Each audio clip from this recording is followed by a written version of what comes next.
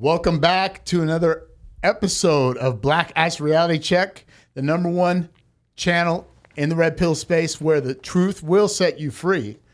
We got a special guest from the East Coast. Yes, sir. New Jersey. Is that how you say New Jersey? Those are people from New York. We say Jersey. Jersey. Okay. Oh, see, I already messed it up. We got Rico Hundo. What's going on, the undisputed young OG, right? Wow. And we met on Instagram, right? I don't remember. Maybe I tagged you or I messaged you or you messaged me. I don't know. How did we meet? I can't remember how it started. Well, I saw you had a couple posts that's been doing very well. So I was like, yo, you know what? I definitely want to work with him at some point. So I've been tuned in ever since. And then eventually I just reached out to you and we just made the shit happen.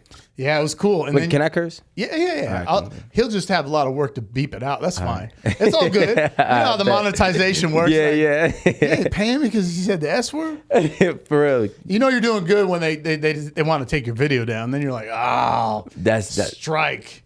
It's getting really challenging though, uploading to YouTube because they want you to rate your video. Have you seen that?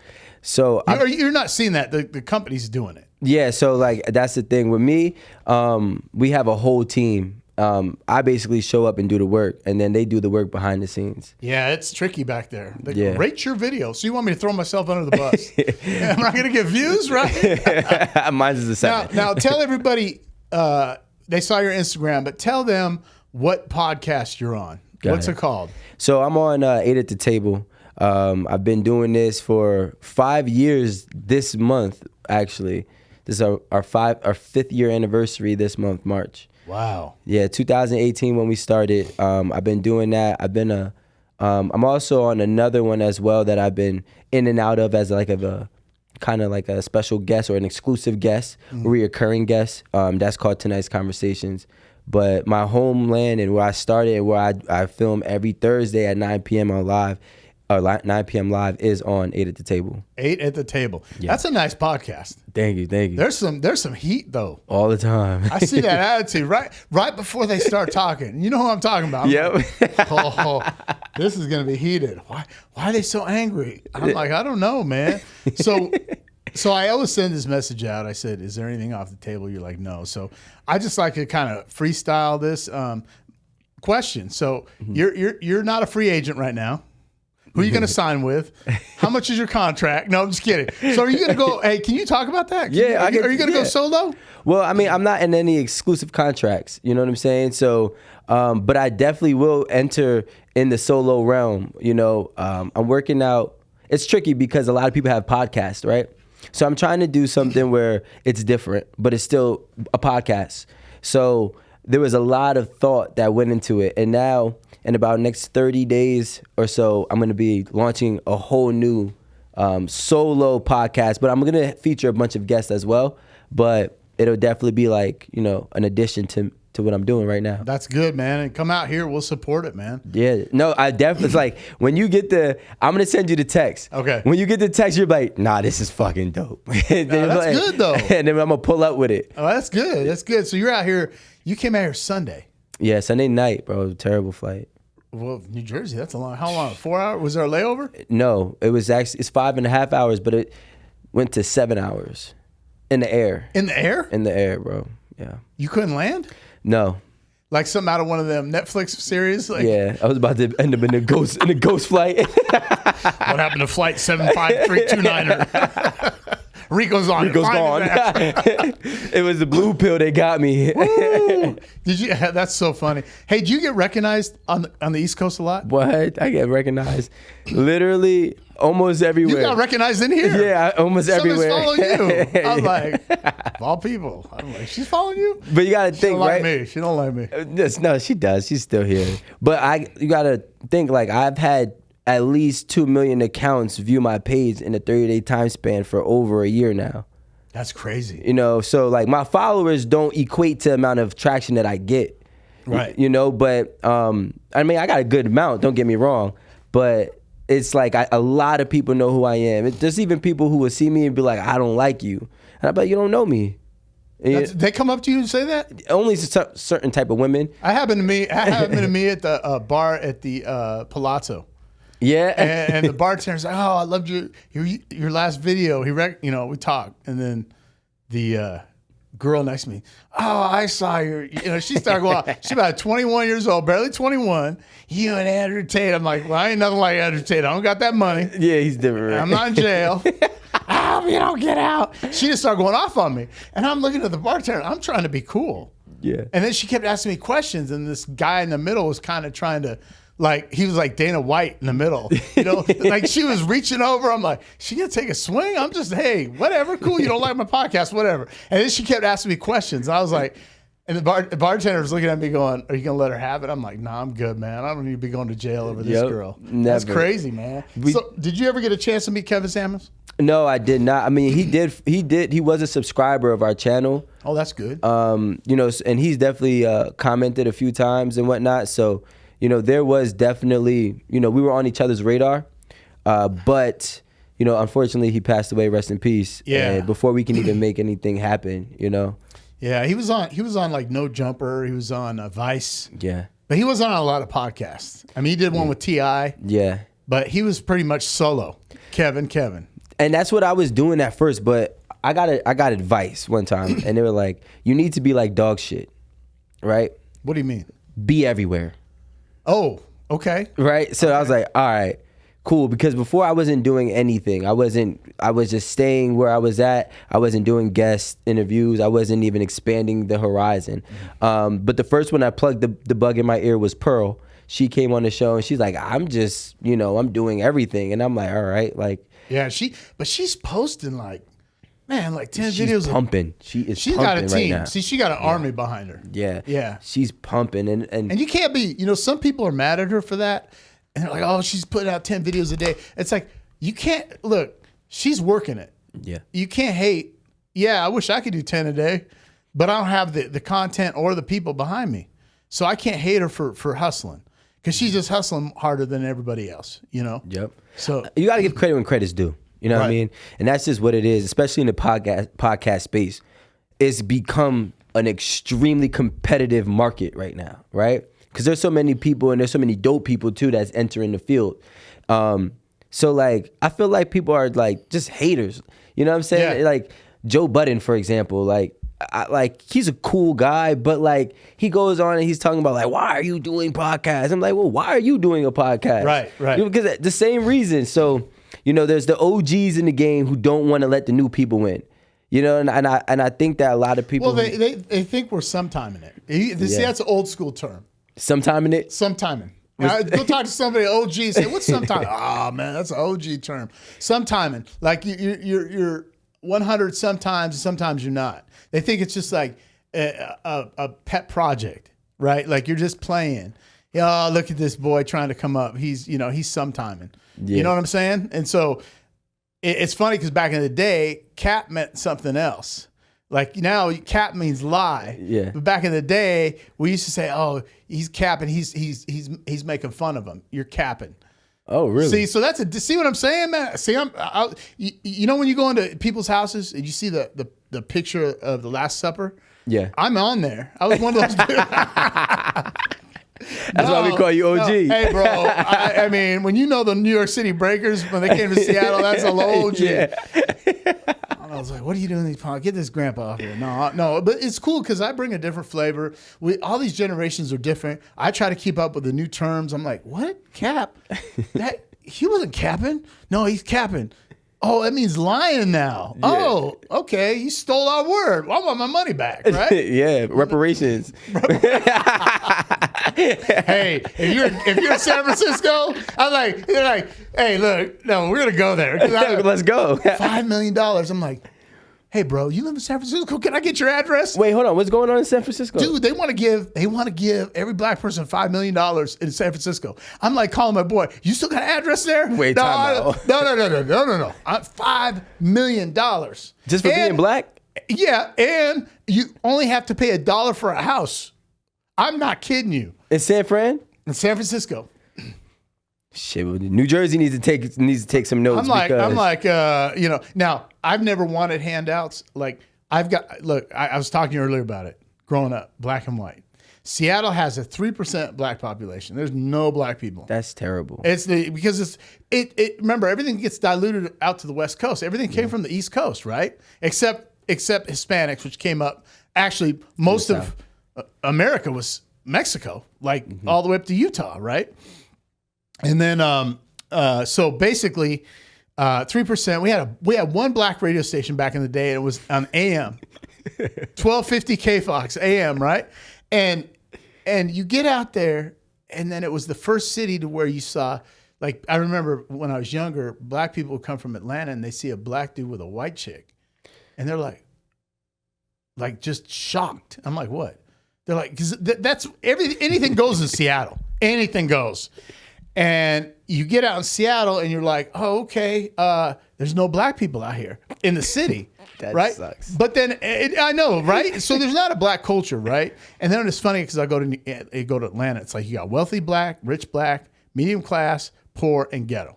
And ratchet, super. That's you got ratchet, then ghetto. Yeah. What is it? Bougie, right? No, it's not even bougie. It's crazy. So when I was growing up, I'd go to like an inner city school. I wasn't black enough. Then because I had the mad football skills, free safety and a running back. Okay. I mean, when I was a kid, a baby, I was running around with football. I was that kid. You look like one of them strong babies. I was throwing the football to myself all day long because I had no friends. Because I had a half-row. It was half afro, right? I looked like Prince. I got little Prince boots on, right? And so I'd go to these schools, and I remember the black kids would tease me. And I was like, what? Then I go over to the white school, and they literally throw rocks at me. Damn. So I was a solo kid, but one thing I did, man, I could run because, funny story, I wanted a bike for Christmas. My mom's like, what kind of bike? So I wanted a 10-speed. Okay, you don't even know what a 10-speed is. 10-speed? It's the mountain bike with the gear shifter? But back in the day, right, we call them 10-speed. Well, I didn't know how to shift the bike, so it was in the hard gear. I'm in second grade. I've been riding this bike, like, building my legs up, right? They put me on the track. Pew! I was like the road runner. And I didn't know it was because of the bike. Yep. Half black too, right? So, and I had to run at recess to survive. So I was like Barry Sanders at recess. Every recess, it was like, oh shit, I got to go out for recess. And I literally was running for my life at recess. So damn. The guy saw me. He's like, hey, have you ever played football? I was like, no, but he goes, I would see you with football. Man, he put me in the little Sweet Pea League, and it was like, touchdown. I was running all the way into high school, switched to a white school for football. So you were in the black school first? No, inner city, because they don't have a black school per se. Got it. The only school they had was Franklin and Roosevelt. Franklin and Rainier Beach were the two blackest high schools in Seattle. I didn't go to those ones. I went to an area where it was called White Center, but there was no white people. Ironic. Right. So I'm there, and I transfer because of football and other reasons. And I get in this school, and I'm like, homework. Because remember, we got C's just for showing up in class. Oh, you're a real OG. Like, you get a C because you made it on time. Now, if you do your homework, get a B. I'm like, I'm good, right? I never did homework. I go to this school, and it's like a junior college. They're busting out with, they're like, yes. I said, why did the numbers change the letters in math, right? Like X plus Y. And I'm like, no, you're laughing. But I'm like, and then I was like, yes, how's this going to make me money? Because I'm like, this is true, right?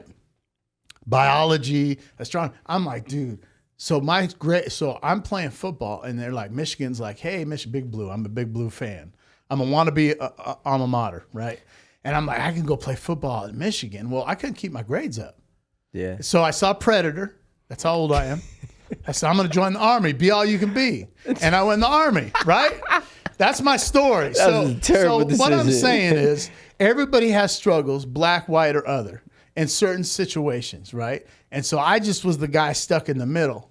I was like the Dana White, like, hey, you don't have to be mad at black people. You don't have to be mad at white people, right? Like, can't we all just get along, right? Can't we all just get along? So that's my story. Enough of that, man. But no, that's it. What's up? You grew up in New Jersey. Born and raised, tattooed across my stomach. Wow. Yeah. And you never left. I did. I left a couple times. Don't say to New York, because that's not even. Nah. So, I mean, I lived in LA. I lived in Miami for a summer. Okay. And then I moved to LA. How'd you like LA? It's terrible. I would never live there or raise a child there ever. You know, I mean, I'd go. It was great for content. It's great for connections. It's great to work. But I'm from New Jersey, so like we don't know anything but to be real, even if we don't like you. A lot of people are faking the funk in LA. All of them. Not even a lot of them. All of them. Because they're like, yo, you know what? You're here for a reason, so you have potential to do something. So I can't burn this bridge even though I can't stand you. Wow. You get me? So they are faking the funk. Fake as fuck. And I was like, you know, I can't. But so I'm keeping it real out there. So I'm like, in 2 weeks' time, I did like 2 shows already, right? So like now everybody's like, well, how are you doing so much? And I'm like, bro, I'm not even doing enough. And in New York, New Jersey, I'm doing a lot. But really, Brit's Consulting Group, shout them out. They were working out a record deal for me with either Capitol or Warner Brothers. Wait, back Yeah. Wait a minute. Rap or sing? Rap. I started off rapping. That's how I got here. Okay, so you're working on. So I'm gonna throw this out here. Yeah. Shout out to Lane. You're gonna see this. The #1 beats dude that makes beats is here in Vegas. This guy, no, I'm telling you, he wears his heart on his shoulder. Yeah.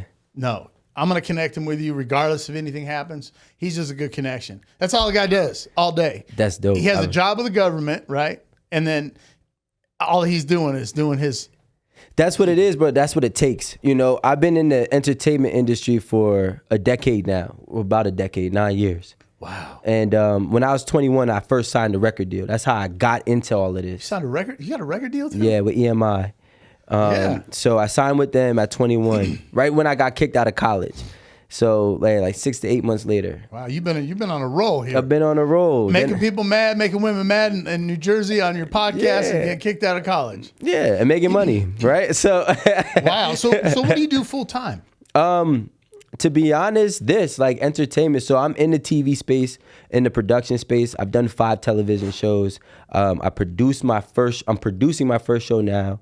You know, I modeled crazy, for the biggest people. Like I worked with Cardi B in modeling for 2 years or a year and a half. Essence Magazine, Puma, Fubu, you know, Calvin. I had to deal with Puma. I got my whole closet full of Puma. Yeah, I seen it. I seen it. Yeah, I mean the whole closet. The whole closet. In fact, my girlfriend's nickname is Puma Cat. They call her Puma. Yeah. Because they sent her a bunch of Puma stuff. She's a wellness competitor, like bodybuilding wellness. Yeah. So she's Latina. That's dope. So everybody calls her Puma now. So yeah. See, shout out to Puma. If you want to bring me back along, you know the price is gonna be a little bit higher. But I didn't have your deal. I got huge discounts on clothing. Well, I mean, I did modeling, so it was like, hey, we'll give you $500 for a shoot, and you shoot for 1 day, and then they call you back and make you do another one. You know, that's cool though, man. Yeah, you know, you got a good resume going, man. I'm like, dang, how old are you? I just turned 30. Dirty 30. Dirty 30. I've been 30. You signed a music contract? Yeah. A modeling contract? Yeah. You're a producer? TV producer, yeah. Producing my first show, so yeah. I'm a story writer. I have a story writing credit with Ion Channel. Oh, man, I'm done. The podcast is over. I've been doing this for a while. Dude. That's you know? crazy. So, like, that's what but moral of the story is, that's what it takes. You gotta hustle. So like Lane, shout him out, right? I want to bring it back full circle, and definitely would love to work on something with him, you know, and let's figure that out. You know, I'm right here. I'm in and out. I travel this country all the time. So you're going to be back out in Vegas all the time? Yeah. We got to set up a show where we have guests like they do on that show here. That'd be interesting. Come on, we could do it. And I could bring in some. Get that West Coast attitude. Yeah. It's a lot different. It's different. Yeah. It's more the passive aggressive. And that's why the West Coast. So like we had these girls come on our show, right? Well, let's talk real quick because nobody knows. That show you have, is it a red pill masculine men show, or is it more of like dating and relationships in general? And talk about that. So 8 at the Table is more so like the second option, the love, sex, and relationships. In general, the ultimate goal is to bring awareness to all perspectives. that was how we started. That's how we, still been rocking. Sure. But in that space, I came about, and I'm like the red pill guy. Oh, so you're the bad guy. Yeah. Well, I was out there smoking everybody who's coming with stupid ideologies. Right. In my opinion, stupid. Right. Yeah. So now it just kind of seemed like we've been going viral for so much because I was out there being the red pill guy. So it does get a lot of red pill supporters, which is dope. You know what I'm saying? Because that's like more so my market than anything. Okay. And now I'm kind of watching everything blossom, and now I'm doing a lot of red pill, supporting podcasts and or topic podcasts. Like, you know what I'm saying? So that's me personally, but they try to keep a little bit of everybody in there just to kind of keep the perspective going, Yeah, I've seen I was watching some of the content, which leads me into the next area. Let's go. You ready? Been ready. Officer Tatum, you're going to love this one. You know who Officer Tatum is? Shout out to Officer Tatum. Shout out Officer Tatum. Okay, he's got a huge podcast. He's a conservative black guy. Black women. Yeah. Why is it, in your opinion, I know I have my mindset, that black women are the most masculine, aggressive women in our culture? Not trying to get to the race so much, but you can talk about that. Yeah. And it's not a prejudice, but I find that a lot of black women, it's the reality, are very, very aggressive. And I grew up. I dated Asian, black, white, Latina, other. All of them. Well, not African black. That's different. Yeah. That's a different mindset. And I won't say Indian, like not Native American, not Native American either, for that matter. Well, mixed. But why is it that black women are so aggressive, in your opinion? Well, in my opinion, black women are aggressive because, it's so funny. I was actually talking about this yesterday with my homie. Because we just get tired of it. You know what I'm saying? Like, it's just bullshit at this point. And I think that black women have become so aggressive because they catastrophize life, right? So they sit here and they put, was there something that happened in the past? Yes. Is there something that was unforgettable? Yes. But they go ahead and they walk out with their chip on their shoulder day by day based on something that has not happened to them. In fact, they have the most help out of any other race and gender in this country, which is crazy.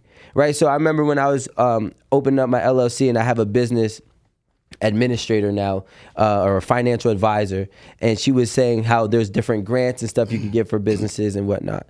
It's so funny. I learned that there are a bunch of grants that are strictly for black women. There has never been a grant for business or a scholarship for business for any black man, maybe minority. Really? In general, right? Spanish, if you're a minority, so Spanish, Indian, Asian, whatever. But there are specific help. There is specific financial help for black women in the country. There was over 80 grants for businesses that I found just off of that. 80? There was 80. This was last year, so they obviously expire. But my thing is, they catastrophize. So they're like, yo, you know what? X, Y, and Z happened. Fuck everybody.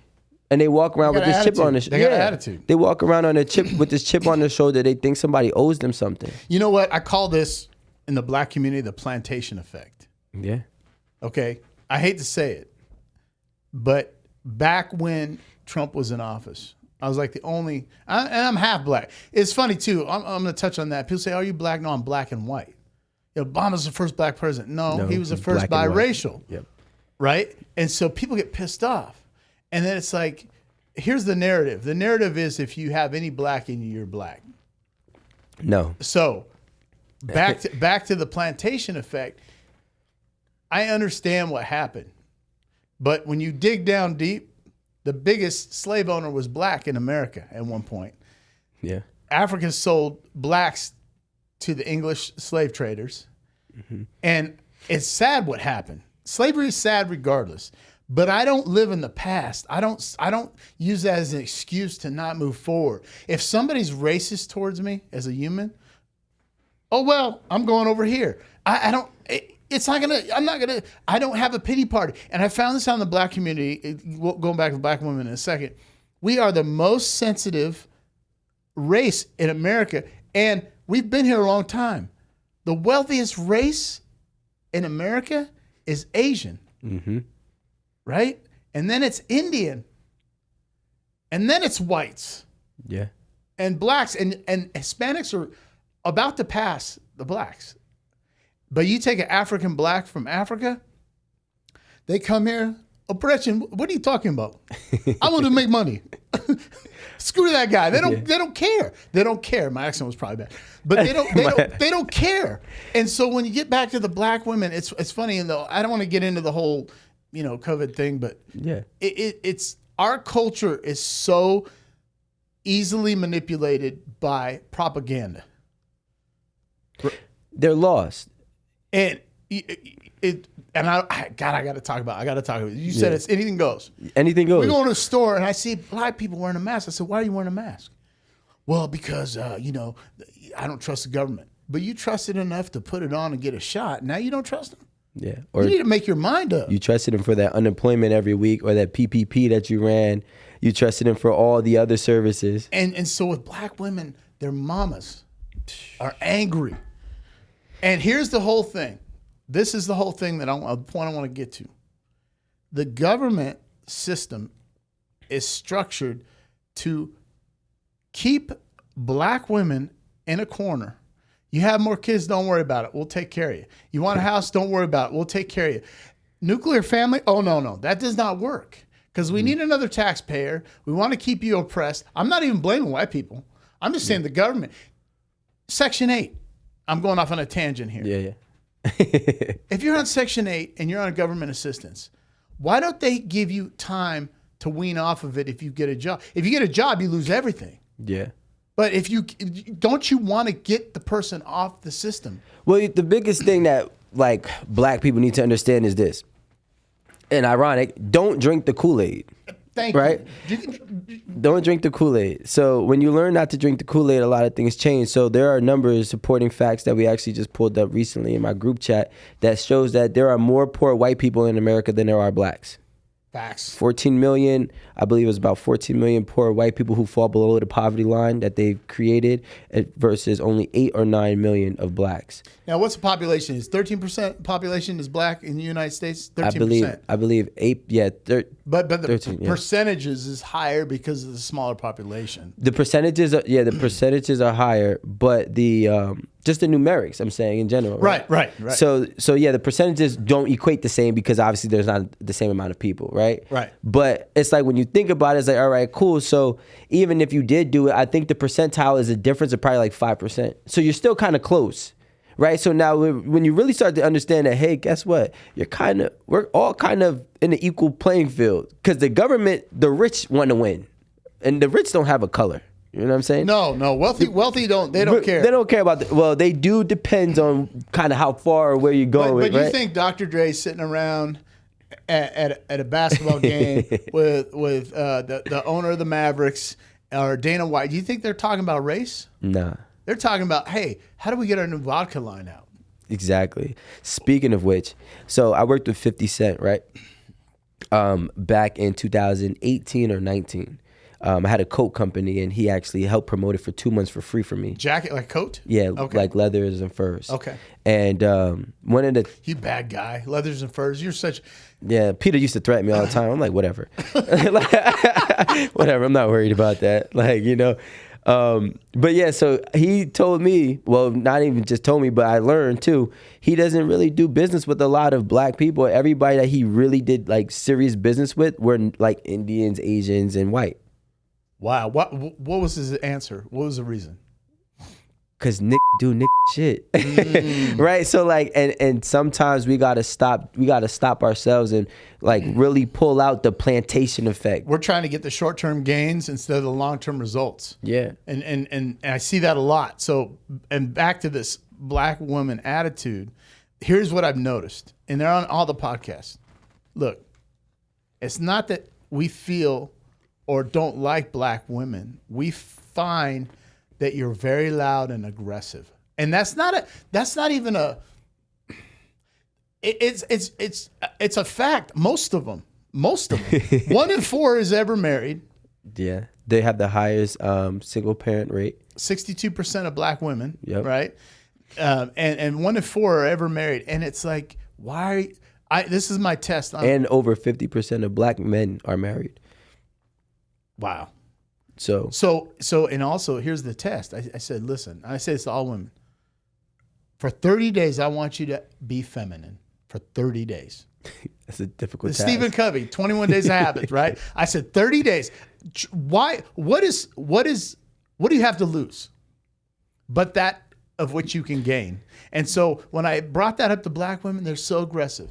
I don't need a man. No man's gonna tell me what to do. And they're so loud. It's like, why are you so loud? Why are you so aggressive? Why do you continuously have kids out of wedlock or out of a relationship, long living together relationship? You got 3 kids from 3 different baby daddies. It's crazy. And you're loud, aggressive, and ornery and mean. And you want to know why men don't want to be with you? Well, I can get any man I want. No, you can get a man to sleep with you. You can't get one to stay with you, commit to you. And when you get in a relationship, the other hard part about that is, how do you maintain that relationship? How do you keep it going? How do you cultivate it? Grow it and keep it together. But that's the thing. We gotta think like me. I'm at a point in time in my life. I'm not dating no woman who didn't have both parents in their household. Wow. Right. And it's unfortunate because a lot of black women don't or didn't. Right. But why is that? Well, because they don't know how to cultivate it. Go ahead. Well, they don't know how to cultivate it, right? So, if you got a man that moves in, we're taking your benefits. Yep. You see what I mean? Yeah. The whole system is against you. As a mess. And you support it. And I understand it. I'm like, no, I can't get a job because if I get a job, I'm going to lose I get it. Boo-boo, I get it. Like, that makes sense. But then it's like, how do you ever get out of your situation?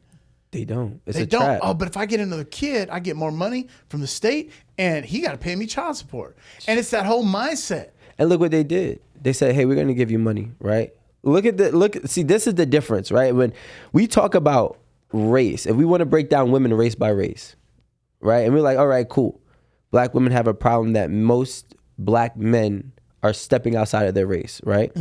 Well, fact number 1 is there's a reason for that.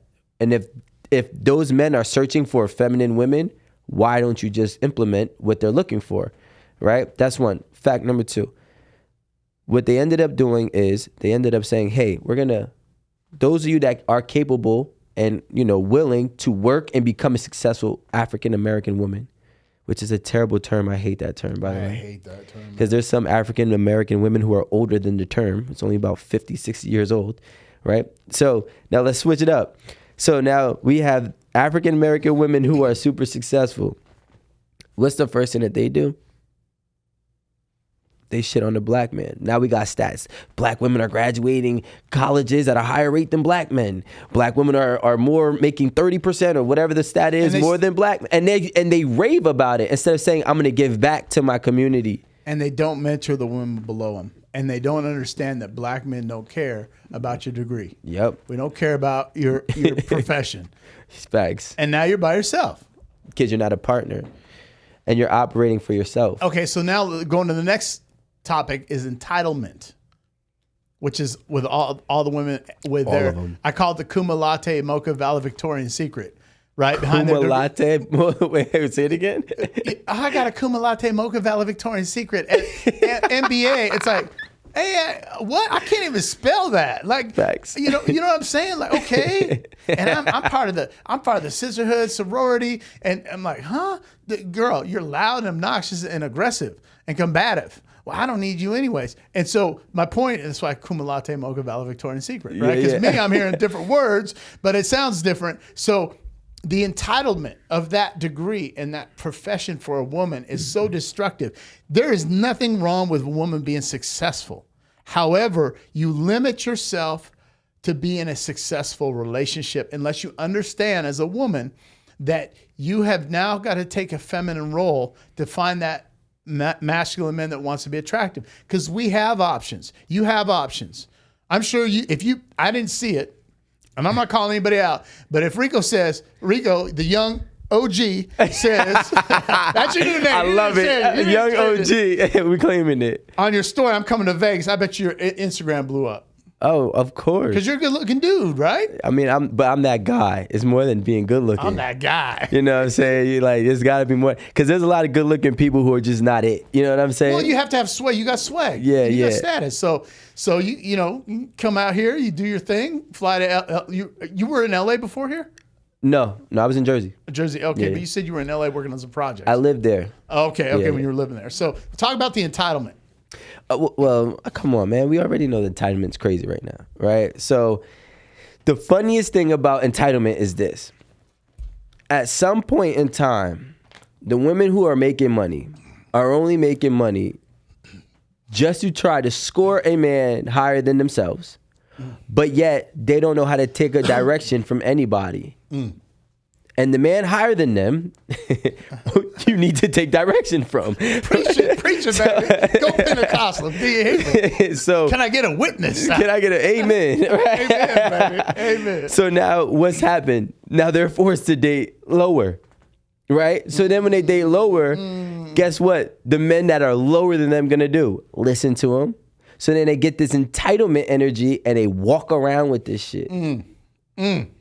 J-Lo, when she was with her dancer. Yup. The dancer, right? You got Paris Hilton, who just got married last November, but she's worth 900 a million, almost Yep. $1 billion. Yeah. And her man's worth 20 million. I'm like, dude. She talked about it on her documentary. Oh, I'm tired of dating these guys that just kind of follow me around and they're just like these little puppy dogs. You just married one. 20 million is She probably thinks it's a little different, but it's still the same. it's the same. Even, wow, oh my gosh, what's her name? Amber Rose, right? She jumps on a podcast and says she quits the dating life. Did you see that? No, I did not see that. It was foolish. She jumps on a podcast and talks about she quits the dating life. Basically, what I gathered from it is that she has a level of expectations in the man, but she does not qualify for the man that she has the expectations for. Right. So then she's forced to deal with the blue pills. Right. The betas, the simps, and the ones that are the pets. Right. And she doesn't like them. So now my question to the women is, when are you going to start doing something different? I don't need a man. That's their excuse. That's their see. But they do, because they cry about it when they're single. Exactly. Thank you. That's my point. If you don't need a man, then why are you on all these podcasts crying and bitching about it? Yeah. You do. Yep. We built the world, right? But you know what I noticed, by the way? Yeah, we built everything. We built the podcast, the ability for the podcast for you to even be on, right? The phone that you call your mother on, the plane that you fly to, your shoes, your heels, they were built by men. You know what I'm saying? Now it might be mixed, but majority was invented by men. Right. So, but my thing is, I've learned that the younger women, by younger, I want to go with like 24. In like 20, let's say 22 to 25 range. Those women with money, they're starting to come a little bit different than the 25 and up. Like they're not as I don't need a man, because they're learning from these women's mistakes. Right. You know what I'm saying? And I hope that it continues. We'll see the trajectory on that. So you're seeing a shift. I'm seeing the shift a little bit. I'm a believer in the next 10 years, those women are going to be weeded out, the ones that I don't need a man. And then we're going to see a lot of people learn from their mistakes, because they're still young. But they're saying by 2030, you've heard this. Yeah, that majority of women 50% of women will be single, childless, and unmarried.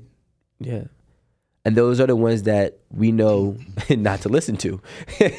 So by 2030, thank God, hopefully it does happen. And then the other ones that are coming up is like, yeah, I don't want to be like that. So okay, that's good. That's good. So, and you think it's because they're learning from the mistakes of people that are older? Yeah, like the OGs, right? So like, think about it. Let's say the younger generation, the young OGs, right? Like myself. Everybody that I've ever, that I ever had in my inner circle was older than me by at least like 6 years, right? So when I first started music, we had a music group. I was 20, they were like 28 to 30, right? And even in high school, when I was a freshman, I was sitting with the seniors. So I was always learning from the older people, which is why you got a lot of young people nowadays around my age, let's just say between 25 and 30, that are simps, right? Betas. Because who did they chill with? They ain't chill with no OGs. They didn't learn from nothing. Right. So you feel me? So this is something I want you to do as an experiment. I did this. Okay. I did this in my 20s. So, and you'll see the women in their 40s and 50s surprised. I literally in school before, even in high school, I started analyzing. I'm a real analyst of people. Like, you'll see people, and I try not to look, because I remember dating these girls. What are you looking at? I'm looking at what kind of shoes she got on. I'm looking at her nails. I'm looking at her hair. I'm that dude. And then I got in the military, and I was in combat, high special forces type scenarios where I analyzed their walk. Oh, their right hip's bad. Their left knee's bad. They're left-handed. And then I got into jiu-jitsu, so I started looking at, so I'm that guy. I'm the analyst, right? And what I noticed is every woman I grew up with that was younger, like we were in their 20s, I said, they're never going to be married. They're going to have problems. I didn't know what it was. I didn't know the masculine, feminine thing. I didn't understand that then because it wasn't really, because men were men, women were women. We didn't have to come up with terms. We didn't have to get all psychology on everybody and start reading books like with Rollo Tomasi's book. We didn't have to figure it out. Now we're like, wait, what's going on? Why is the left angle and the right angle not intersecting? And the men are from what? Mars, and women are from what? Venus? Like what's going on? So the women that are my age in the 40s and 50s now, the same ones I looked at, I said, I knew it. I knew it. Your asses, and they're all mad. And they're the ones mad and bitter. They're the ones coming on TikTok and Instagram. Sending us hate mail. They like, I got my Instagram. You're in trouble now because I'm still on Facebook. What? and okay, whatever. And I swear to God, these were the girls in school that were the pretty ones. Yeah. Because I went to all my reunions. I stopped going. Did you really? Yeah, because I just missed mine. Hey, listen, you know what I got voted for in high school? All talk, no action. Okay. I'm like, yeah, look at me now. Talking in action. Look at me now. Top 1%. Look at me. You brag? Yeah, I'm fucking bragging because you talk shit. And I was the dreamer. I was the guy that had a vision, passion, 2 to 5 year plan, all that stuff, right? Yep. I talked about it, spoken into existence. I had a Mercedes gold chain, little emblem, right? With my flat top looking like Fresh Prince of Bel-Air before he was a simp, right? and yeah, I said it. Will simp. And that's why I said, in business, 9 to 5, I'm Carlton. In the tech space. After that, I'm Will Smith, the old Will Smith, not the new one. The original gangster. So, and then you're never gonna have a Mercedes. I've had 9 of them, and I'm not saying to brag, but that's my car. That's my go-to car. Yep. And so the point is, it's surprised at 40 and 50. Women right now are so surprised. So in your generation, I want you to look at the girls you grew up with. Yeah. Go back in your memory bank, your Intel chip. And then look at the girls in high school, the girls that you grew up with, the girls you were kicking with at 25, and look at their attitude and go, you know what? You know what? Black Ice was talking about, that girl still has issues.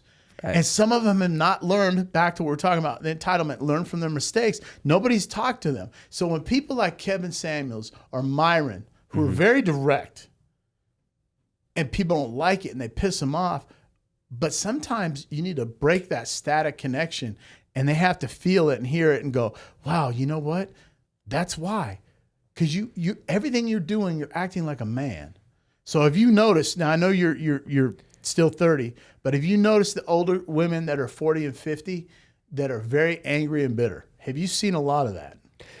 Of course. You gotta, listen, I used to hit older women when I was 20. I was hitting the 35-year-olds. You know what I'm saying? Wow. So and they were, they were bitter. Like, and what's crazy? They were desperate. I remember back in the day, so let's say 10 years ago, I was hitting this girl, she was 33, and I was 21, right?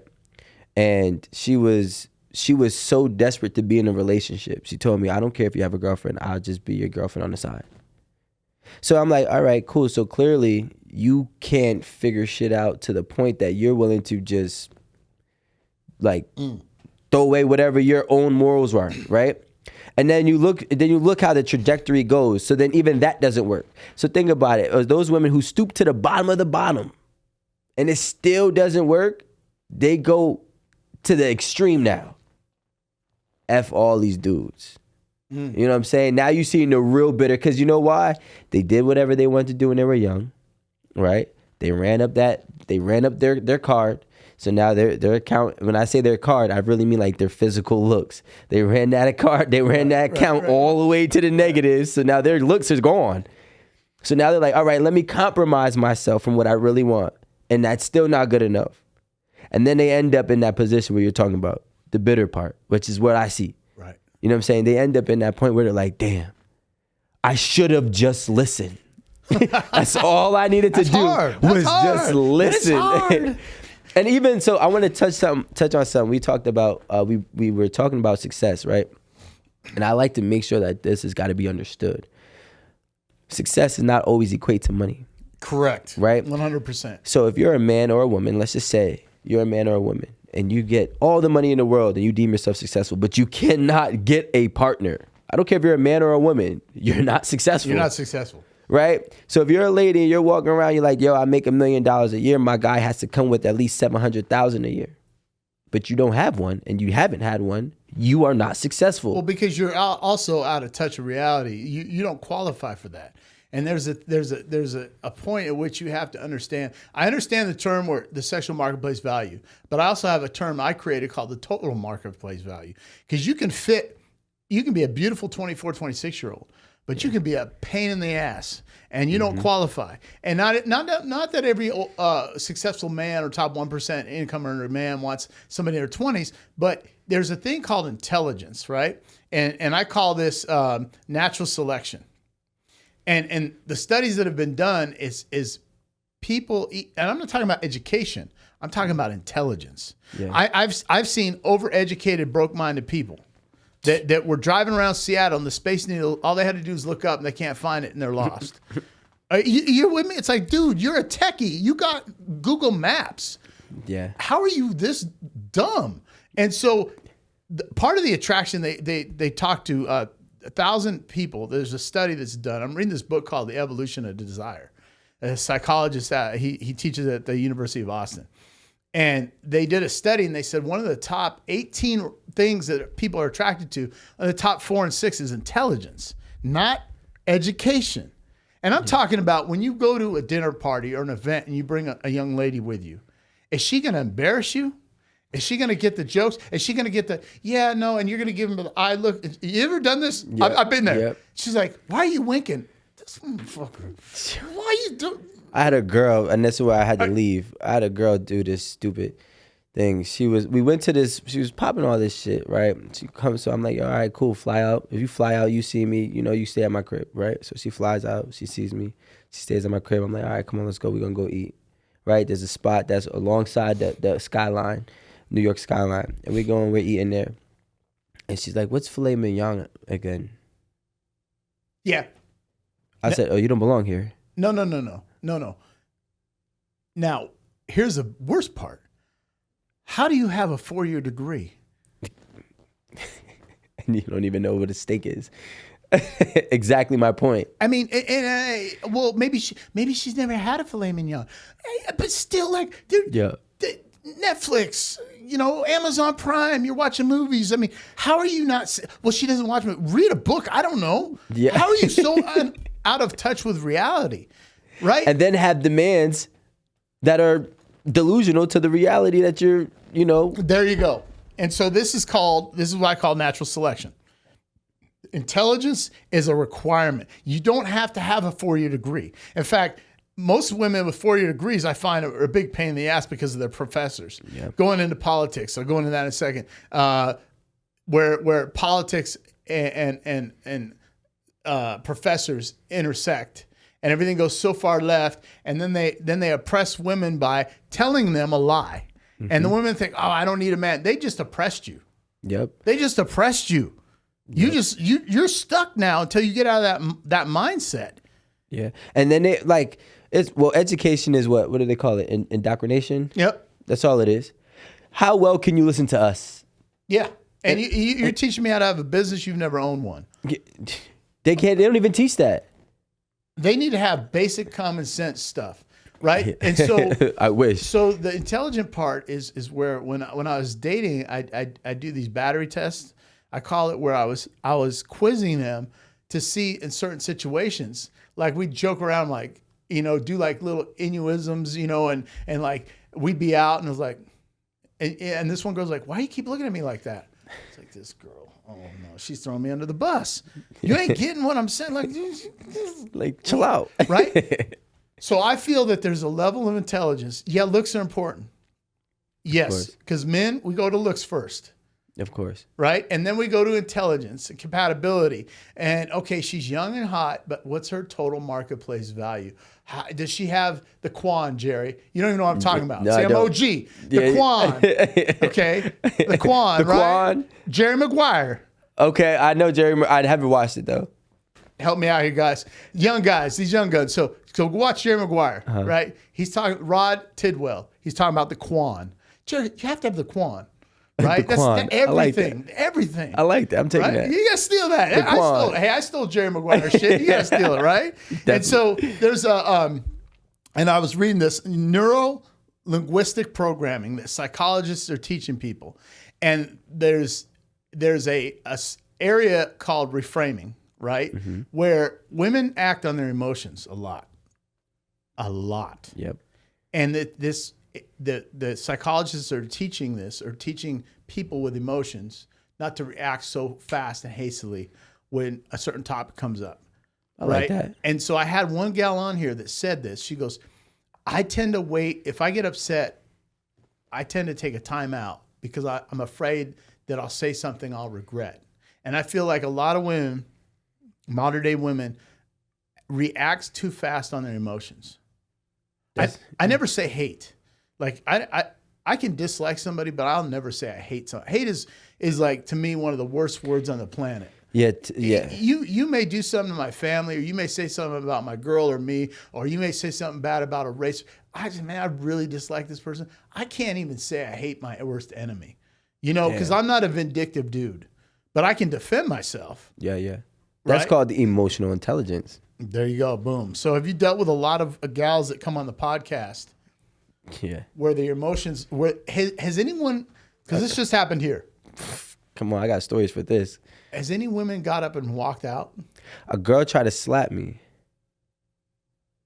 On a podcast. I was telling her about herself. Right? And did anybody step in? Now here's the thing. Yeah. Did a woman step in? No.